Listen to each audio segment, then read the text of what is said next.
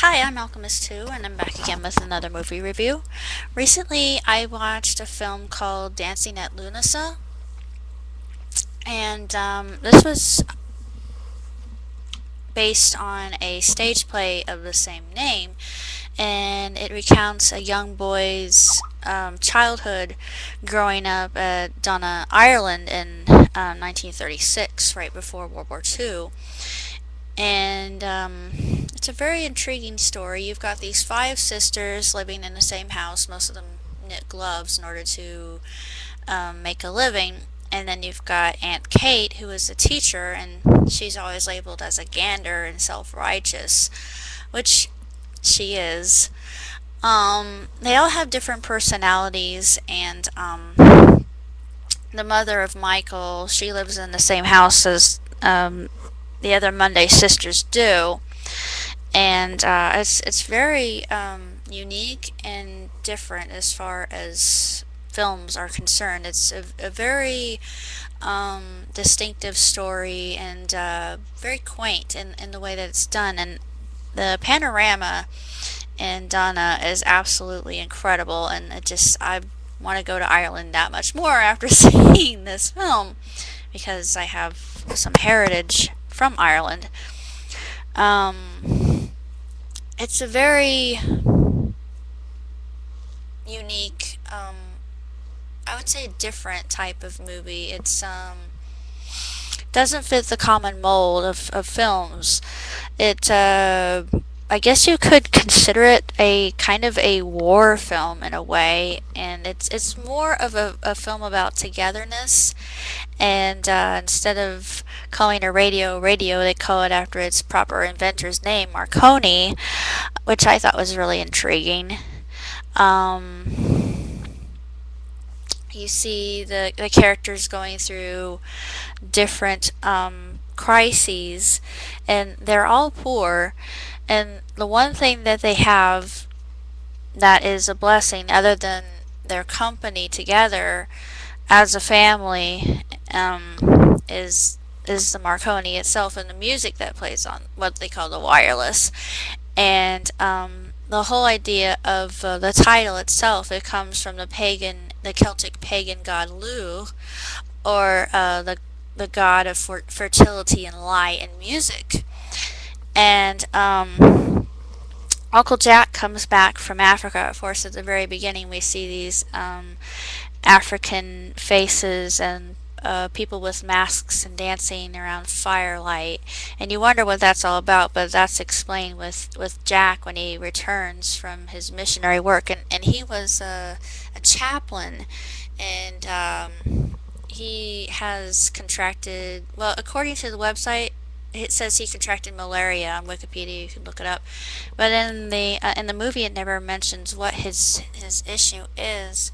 Though I kind of extrapolated that from seeing the film because he said that he needed to go back to Africa and that he had to get used to being in Ireland again. He felt like an outcast, and he he tells of how all children are loved, and all children are loved children in Africa. And of course, we know that Michael was conceived in wedlock, which is why he doesn't have any friends. It's implicit. They don't really state it outright, but you can surmise it from what you see. And he's a very loving, an unconditional Fey child. And there was a scene with he and Jerry, his father, and it really tugged at my heartstrings. They're on his motorbike, and Jerry kisses him, and Michael says, "Well, what did you do that for?" And Jerry says, "What, is it wrong for a father to kiss his own son?" And then Michael kisses him back, and Jerry says, "What was that for?" And Michael says, "I don't know." And I thought, oh, that's so sweet. It's just a really unusual film. And Meryl Streep, of course, as usual, she's just absolutely brilliant, and she just plays this kind of tight tightly knit, wound, a little bit too abrasively character who just turns everybody off because she has no control of what's going on, and the economy is horrible because of the war and everybody being shipped off to wherever they have to go. And of course, Jerry wants to go fight in Spain against Franco.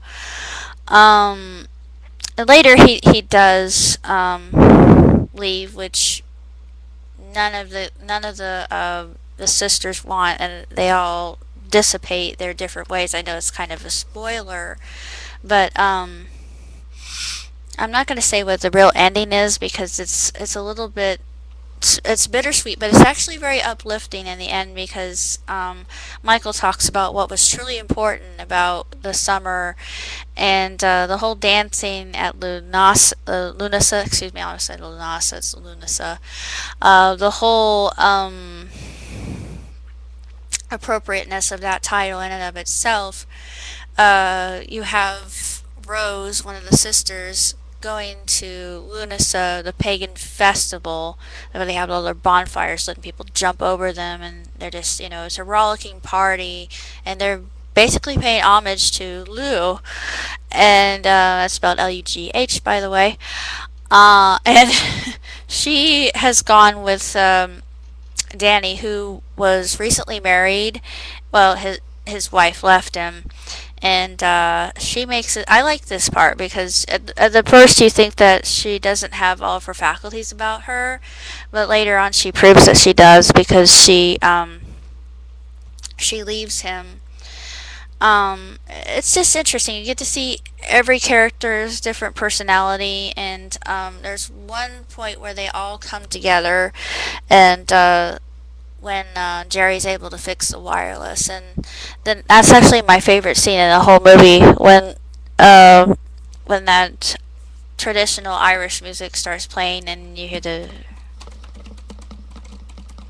all the drumming, and then which I absolutely love. It's very contagious and infectious music, and they all come out of the house and they're just dancing, turning in a circle, and they're all together, and it just symbolizes their unity, and they finally have come to an agreement with each other. They're a family for finally, and it's just really a beautiful illustration, and it's sort of sad in a way because this is all they have as each other, and the music, of course, and there's a lot of truth to that, and I just absolutely adore this, and it's a very beautiful film. Just the cinematography is absolutely breathtaking. Just all that greenery is so green. It's the greenest green I've ever seen. I didn't mean to rhyme, but it's just this the verdancy of the plains and the trees and everything you see. Everything is like a photograph.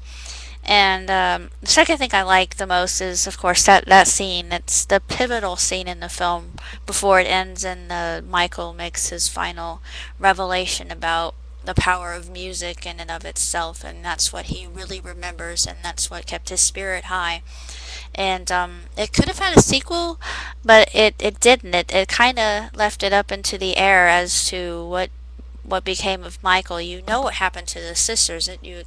You get that explanation from Michael himself. And I won't say what that is because I've given away too many spoilers, and please forgive me for that. Don't flame me. But as far as movies are concerned, if you're a Meryl Streep fan, which I am, I think that she is a phenomenal actress, and she did just a supreme job in this film, and she plays her role to a T, and in that one scene in particular, she breaks out of her conventional mold, that prim and proper, self-righteous, kind of bitter. She's a more how am I gonna say this? She's just a character that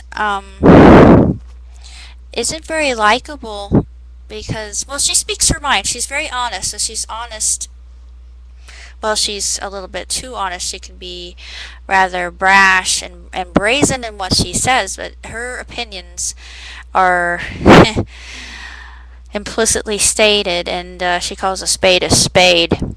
But in that scene in and of itself, we see a transition, a transformation, which I think is absolutely gorgeous in and of itself, because it is the crux of the entire movie. And the music in it, I just absolutely love it. I'm not sure who conducted it, but whoever did, they were just a genius. And I give it 4 stars. I think it's just a really magnificent film. Is wonderful, and it's rather uplifting, even though it's the whole content of it is a little bit sad. But it's it's the subject in and of itself is so as displayed as it was. And even in that time, there can be dancing, there can be joy, there can be celebration, and that's the whole point of the film in and of itself. And that's what I carried away from Dancing at Lughnasa.